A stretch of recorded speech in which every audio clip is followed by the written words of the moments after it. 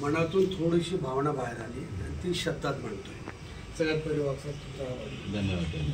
आणि सगळे लहान मुलं जे आता चेहऱ्याने मी पहिल्यांदा असे प्रसन्न चेहरे मी बघतोय.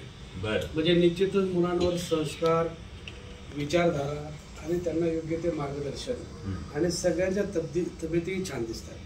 म्हणजे त्यांचं पालन पोषण.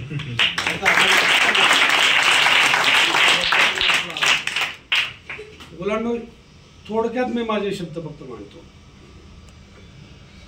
आई वडील आणि आई वडिलांनंतर आपलं पालन पोषण करणारा जो कोणी असतो तोच आपल्या आई वडिलांच्या जागेवर असतो.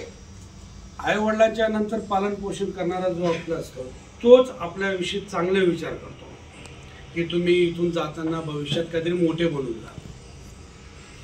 तुमच्यावर जे संस्कार आता या ठिकाणी लावलेत, आमच्या पण घरामध्ये आमच्या मुलांवर हे संस्कार आम्ही लावू शकत नाही. म्हणून तुम्हाला मार्गदर्शन केलं जाते. संस्कार हे तुमच्या मनावर लहानपणापासून टाकले जात आहेत आणि निश्चितच उद्याचं भवितव्य हे तुमच्यावर आहे सगळं. आणि उद्या जे तुम्ही घडून बाहेर येणार ना त्यांच्यासारखे हिरे कुठे मिळणार. कारण हे सगळे संस्कारी हिरे आणि हे संस्कारी हिरे जे जोपासतायत वाघसर्गेचे तुम्ही जे खरोखर संस्कार लावताय त्यांच्यावर, धन्यवाद. हे शब्दरूपीने मांडताय ना.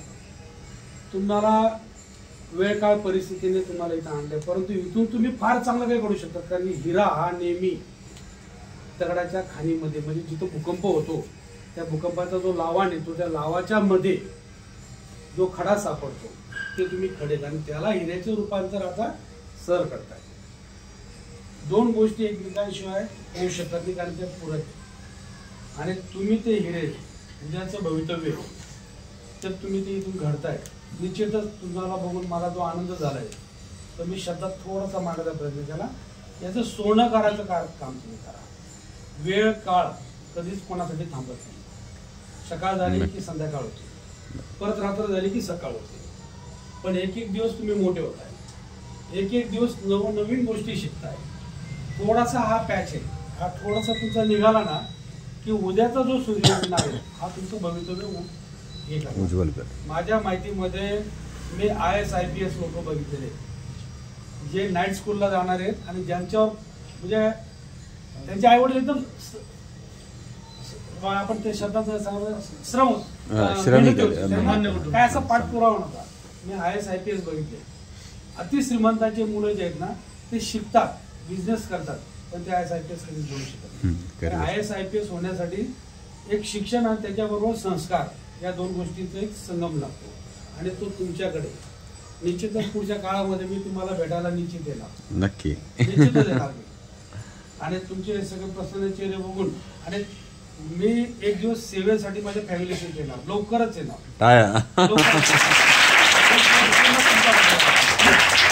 माझे पण तुमच्यासारखेच आहेत, मुलगी पण आहे माझी. आणि आमचा ऍक्च्युअल कल्चर हे तुमच्यासारख्या लोकांमध्ये घालवायला आवडतं. आणि सगळ्या गोष्टी आम्हाला शहरामध्ये सगळं मिळते, पण तुम्हाला काय मिळतं तुमच्याबरोबर आम्हाला एक दिवस राहिल्यानंतर माझ्या मुलांना निश्चितच एक संस्कार मिळेल की जे आम्हाला दिलं पप्पांनी ते तुमच्याजवळ येईल. तरी तुम्ही एवढे हॅपी आणि तुम्ही एवढं सगळं करण्याची ताकद ठेवता म्हणजे उद्या माझे मुलं त्या पद्धतीने घडतील. आणि निश्चितच ते भविष्यामध्ये मी पण माझ्या मुलांवर हाच एक संस्कार लावतो. देवाच्या कृपेने अजून तेवढा मी अजून हे नाही झालोय, पण माझे पण स्वप्न आहेत. सर बोलत होते तेव्हा थोडंसं मनामध्ये विचार आला, पण फायनान्शियल कंडिशन माझी तेवढी नाही. पण निश्चितच मी 11वी 12वीला गेल्यानंतर तुमच्यापैकी 1-2 मुलांचा खर्च तरी मी घेणार. क्या बात. सर हे मुलं कधी आयुष्यामध्ये पार करतोय कधी नाही विसरत, कधीच विसरत. जाणीव असते.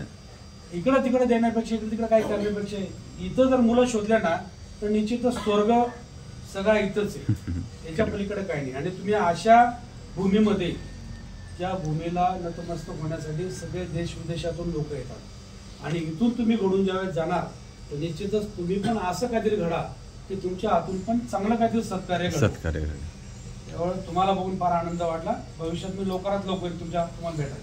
धन्यवाद.